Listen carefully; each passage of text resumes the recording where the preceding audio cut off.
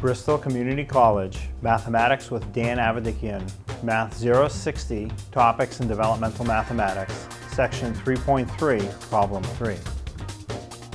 This is Section 3.3, Problem 3. It says, without doing any actual computation, determine which of the following is the best estimate for the problem shown. And we have 5.214 plus 8.13 plus 1.8509. So just make an estimate. What's closer, 12, 13, 14, or 15?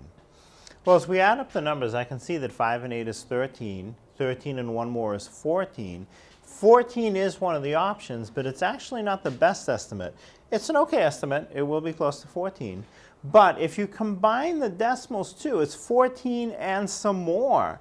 So just the 0.2 and the 0.8, not even with the 0.13, there's another 1 on top of the 14. So 5 plus 8 plus 1 is 14, and the decimals add up to at least another 1, so 14 and 1 more.